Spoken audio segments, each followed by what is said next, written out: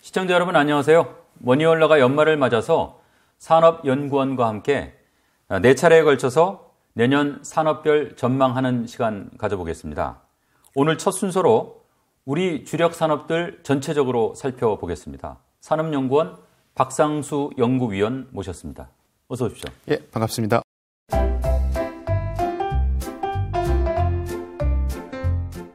먼 데서 오셨어요? 이 산업연구원이 세종시에 있나 봐요. 예, 맞습니다. 네. 예. 아이고 참 날씨도 추운데 고맙습니다.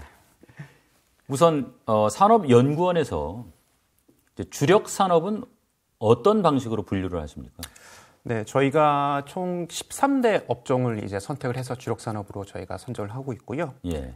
그다음에 이 13개 업종의 산업의 특성과 성격에 따라 다시 세 가지 산업군으로 좀 분류를 하고 있습니다. 그러니까 세 가지 산업군이 있고 네, 그 안에 13개 업종이 포함이 되어 있습니다. 예. 그래서 첫 번째는 이제 기계산업군이고요. 기계산업군에는 자동차, 그다음에 조선, 그다음에 일반 기계산업 이 세 가지 산업이 포함되고 있고요.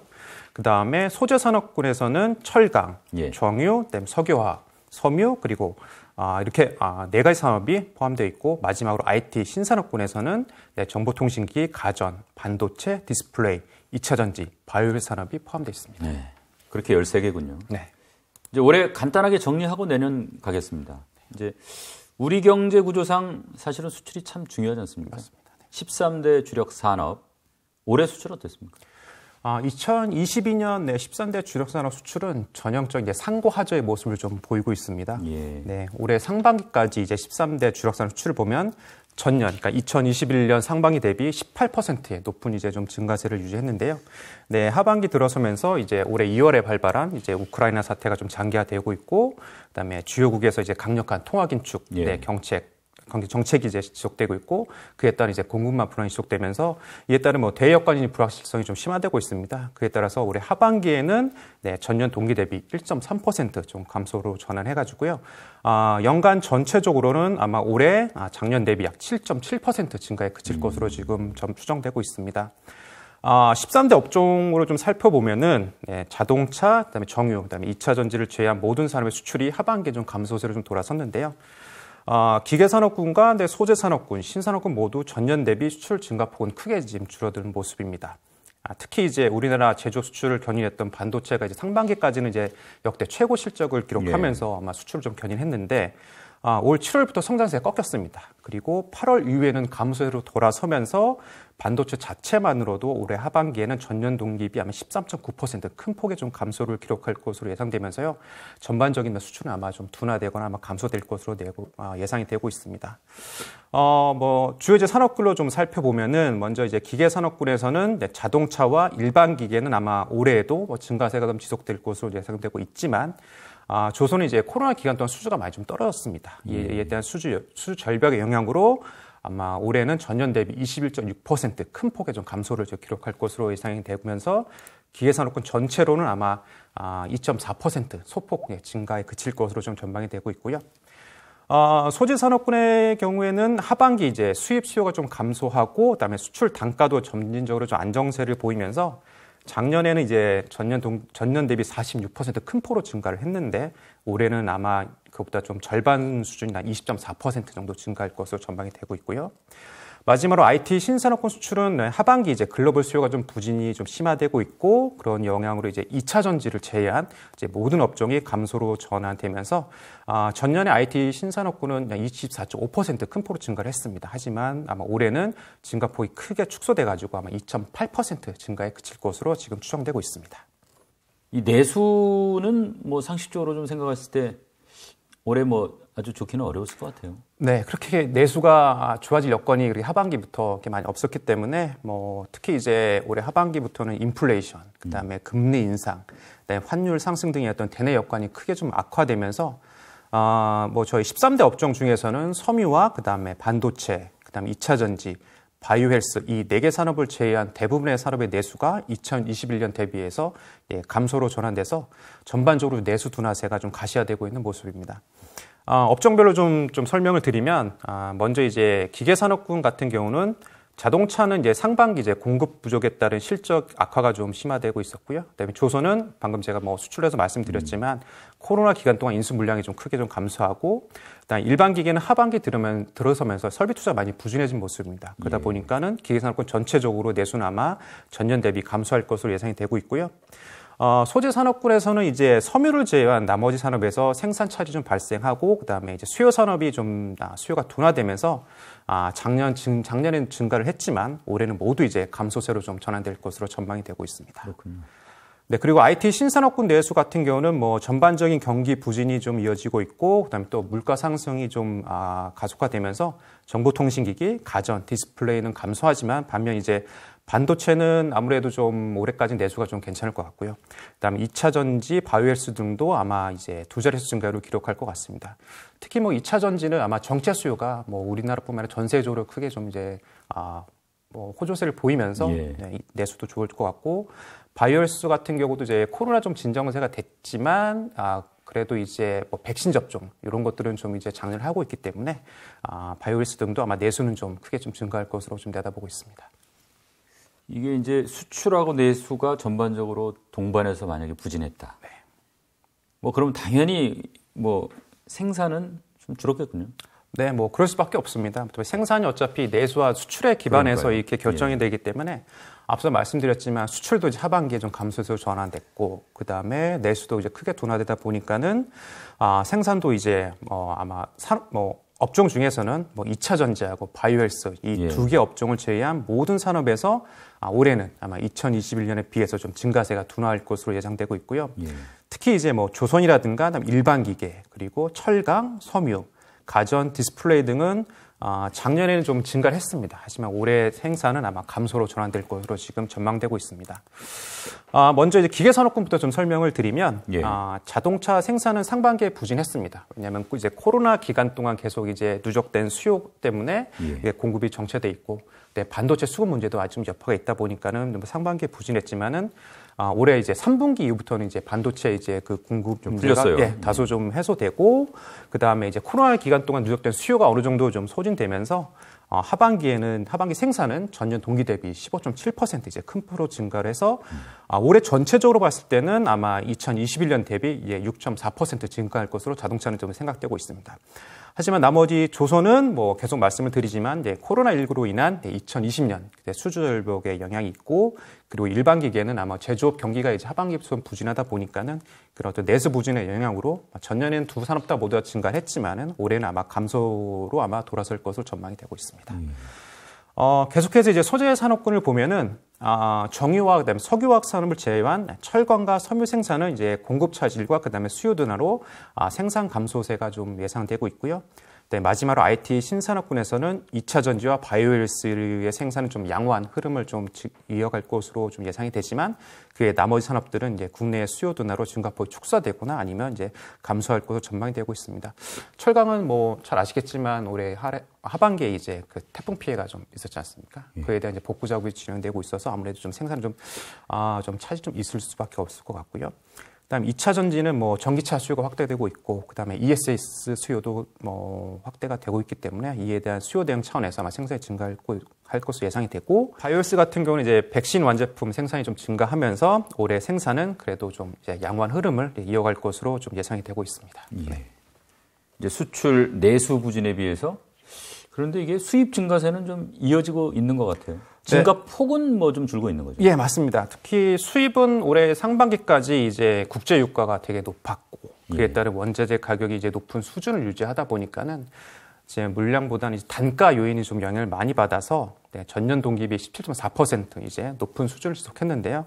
근데 하반기 접어들면서 이제 아직까지 단가 상승이 좀 아직까지 유지가 되고 있습니다. 유가도 그래도 어느 정도 아직까지 높은 수준이고, 그다음에 이제 원자재 가격도 높은 수준이지만 전반적으로 내수 경기가 좀 둔화되고 위축되다 보니까는 수입 물량이 이제 좀 감소한 부분이 있습니다. 그러다 보니까 전체 수익액은 2021년에 24.6%를 저희가 기록했는데요. 아마 올해는 그보다 크게 축소된 아마 8.0% 증가에 그칠 것으로 좀 전망되고 있습니다.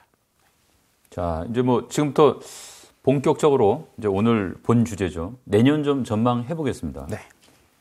일단은 뭐 여건부터 좀 살펴볼까요? 세계 뭐 수요 여건은 좀 어떻습니까? 뭐 내년 세계 수요 여건은 아마 올해보다는 좀 이렇게 좀 나빠질 것으로 좀 전망이 되고 있는데요. 품목 중에서는 이제 정보통신기기라든가 아니면은 전기차, 그다음 2차 전지, 뭐 IT 및 그다음 친환경 관련 산업은 아무래도 좀 견조한 이제 회복세를 좀 예상할 것으로 예상이 되지만 그 외에 이제 대다수 산업들은 뭐 글로벌 경기가 아마 내년에도 크게 좀 둔화될 것으로 예상되고 있고, 그다음에 이제 지금의 고물가와 고금리 이 기조가 내년까지 좀 지속되면서 전반적인 이제 소비 심리 위축이 또 가속화될 것으로 좀 내다보고 있습니다. 그러다 보니까는 아마 전반적인 이제 대외 여건 불확실성이 좀 확대되면서 전반적인 뭐 세계 수요는 올해 증가세가 좀 둔화되거나 아니면 이제 감소할 것으로 전망되고 있습니다. 예. 구체적인 품목으로 좀 보면은 이제 고사양 노트북이라든가 아니면은 뭐 5G 폴더블 폰과 같은 프리미엄 정보통신 기기와 그다음에 전기차, 그다음에 친환경 선박, 2차 전지와 같은 친환경 부분 산업 세계 수요는 아마 내년에도 계속 좀 성장세를 좀 유지할 것으로 좀 전망이 되고 있고요.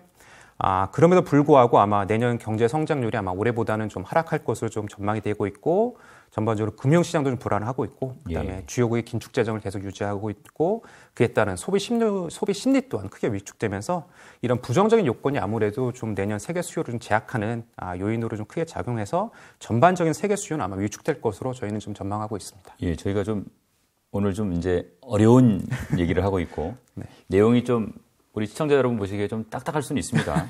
제가 한번 정리해 보겠습니다. 네. 지금 이제 대외 여건이 세계 경제 성장률이 이제 대체적으로 둔화되고 맞습니다. 이 전쟁이 우크라이나 전쟁이 안 끝나고 있어요 아직. 네. 그래서 이게 좀 장기화되는 게 이제 불안 요소고. 그러면서 물론 물가 상승률이 좀 꺾이고는 있지만 여전히 아직은 이제 인플레이션이 좀 높은 상황이고 또 금리도 이 인상 폭이 뭐 줄어들지 모르겠지만 어쨌든 통화도 긴축 기조가 이어지고 있고 네. 이런 이제 대외 여건들이 우리 입장에서는 수출을 주력으로 하는 우리 어떤 그런 우리 경제 구조에서는 좀 불안 요인이다. 이렇게 네. 이제 정리가 될 수 있는 거죠. 예, 맞습니다. 예. 네. 우리 입장에서는 사실 미국, 유럽, 중국 이 뭐 네. 주요 수출 대상국이죠. 네, 이쪽의 수요가 특히 사실은 우리 입장에서는 중요할 텐데 요거 좀 따로 띄어서 한번 좀 봤으면 좋겠어요. 세계 수요 여건에서 말씀을 드렸지만 뭐 글로벌 경기 둔화 여파로 미국 방금 말씀하신 미국, 유럽, 중국 등 아마 주요 수출국에서의 수입 수요가 아마 증가세가 좀 둔화하거나 아니면 감소할 것으로 예상이 되고 있습니다. 주요 뭐 권역별로 좀 말씀을 드리면 먼저 대미 수출은 자동차랑 그다음에 철강, 정유, 그다음에 2차 전지 바이오헬스, 이 산업 등에서는 아마 크진 않지만 그래서 5% 미만의 아마 수출 증가세가 예상되고 있는데요. 자동차는 아무래도 코로나 기간 동안 이제 수출이 많이 좀 지연된 부분이 있습니다. 이연된 수요가 아마 미국에서 계속 좀 실현될 것으로 보고 있고요. 정유는 아마 항공유 수요가 아마 이제 코로나19 이후에 좀 이제 관광산업들이나 이런 것들이 좀 풀리면서 항공유 수요가 증가해서 아마 미국 쪽으로 수요될 것 같고, 2차 전지는 뭐 미국 내에서 전기차 판매가 워낙 잘 되고 있기 때문에 관련해서 증가할 것 같고요. 그다음에 바이오헬스는 최근에 디지털 헬스케어 산업들이 좀 크게 좀 붐을 일으키고 있고요. 그에 관련해서 아마 바이오헬스도 아마 미국 수출은 좀 계속 뭐 증가할 것으로 예상되고 있습니다. 그래도 뭐 증가세가 유지가 될 걸로 보이니까 좀 그나마 다행이네요. 네, 뭐 아무래도 이렇게 뭐 품목별로 좀 차이는 있긴 하겠지만 지금 말씀드리면 IT라든가 아니면 그다음 친환경 관련 제품, 그다음 바이오헬스 산업들은 아무래도 좀 내년까지는 전반적인 수요가 회복을 유지할 것으로 전망되다 보니까는 그래도 대미 수출은 그래도 크진 않지만 5% 이내에서 아마 좀 그래도 수출은 지속되지 않을까라고 예상이 되고 있습니다. 유럽, 중국은 어때요?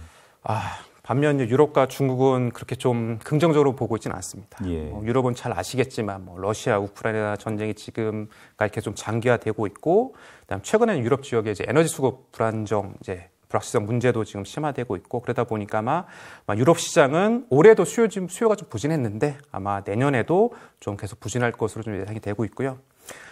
그리고 우리 아마 그 제조업의 중간 제품이나 이제 자본재 완제품의 아마 주요 이제 수출 시장인 중국 역시 최근에 이제 부동산 경기 침체가 좀 심화되고 있고, 그다음에 올 상반기부터는 제로 코로나 정책을 유지하면서 전반적으로 이제 수출이 크게 좀 둔화된 모습입니다. 특히 뭐 이제 일반기 같은 경우는 아마 대중 수출이 아마 전체 수출의 25%를 차지하고 있는데요. 올 4월, 5월 이후로 아마 그 전년 동기 대비 수출이 이제 30% 이상 감소를 했고요.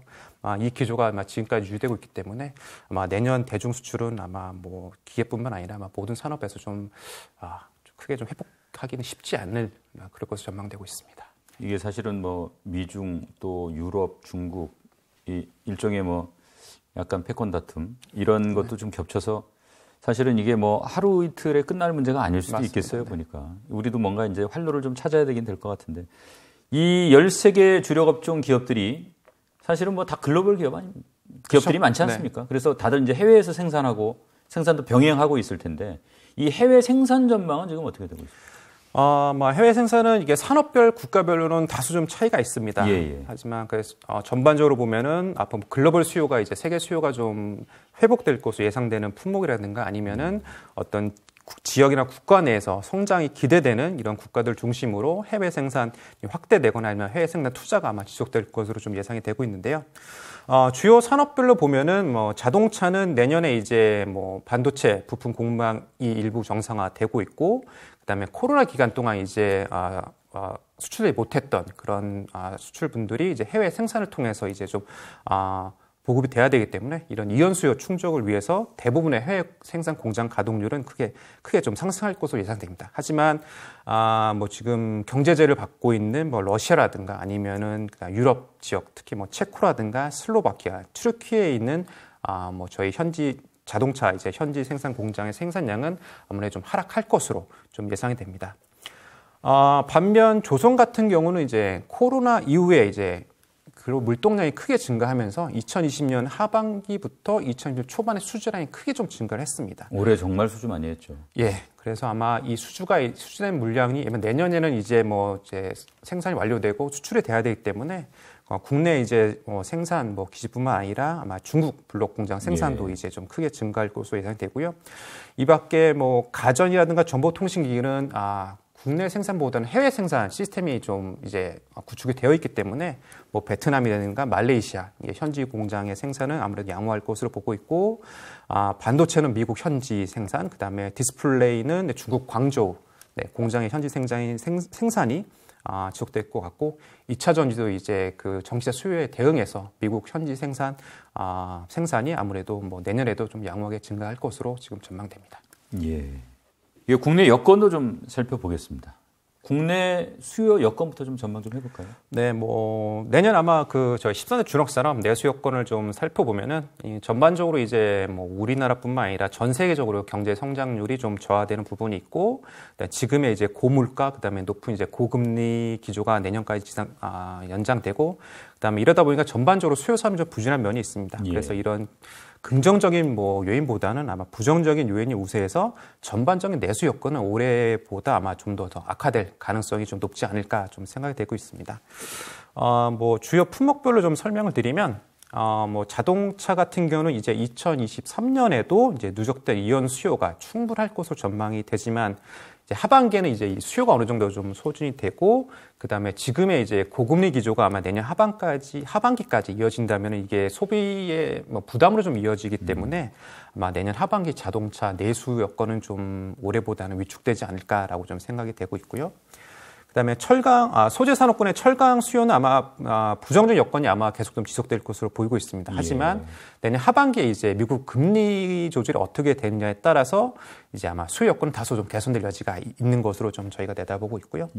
그다음에 정유 산업 같은 경우는 아마 제조업 경기가 전반적으로 위축되다 보니까는 이제 앞서 항공용 이제 석유 제품은 좀 수요가 있지만 이제 전반적으로 제조업 경기가 위축되다 보니까 산업용 석유 제품은 오히려 좀 수요가 둔화돼서 전반적으로 좀 소폭 좀 내수는 감소될 것으로 전망되고 있고, 마지막으로 IT 신산업군에서는 정보통신기기와 그다음에 가전, 반도체 같은 경우는 정보통신과 가전은 B2C 산업이다 보니까는 아무래도 물가나 금리에 따라서 소비자들이 이제 부담되는 부분이 있습니다. 그러다 보니까는 내년 경기 둔화가 좀 전망되고, 이에 따라서 소비 심리가 위축되면서 IT 신산업군의 좀 내수 여건은 악화될 것으로 좀 예상됩니다. 하지만 그 IT 신산업군에서도 약간 좀 갈리는 부분이 있는데요. 네.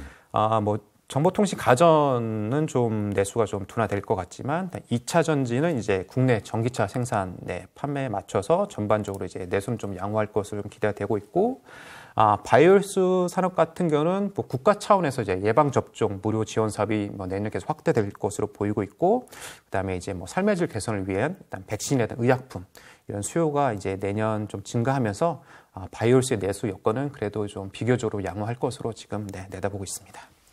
이제 올해 하반기부터 뭐 이른바 공급망의 그 병목 현상, 상당히 뭐 좀 완화되는 그런 분위기였는데 내년은 그러면 공급 측면에서는 좀 어떨 것 같습니까?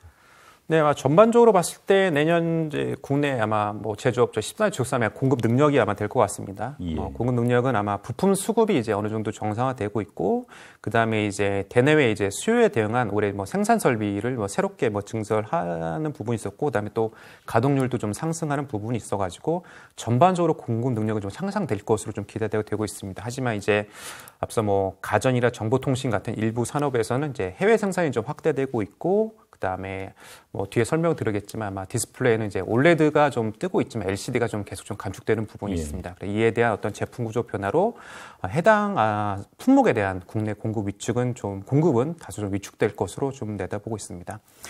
구체적으로 좀 산업별로 좀 설명을 드리겠습니다. 먼저 이제 자동차 같은 경우는 이제 2022년 3분기 이후 이제 차량용 반도체 공급이 좀 원활해지면서 생산이 좀 정상화되고 있고요.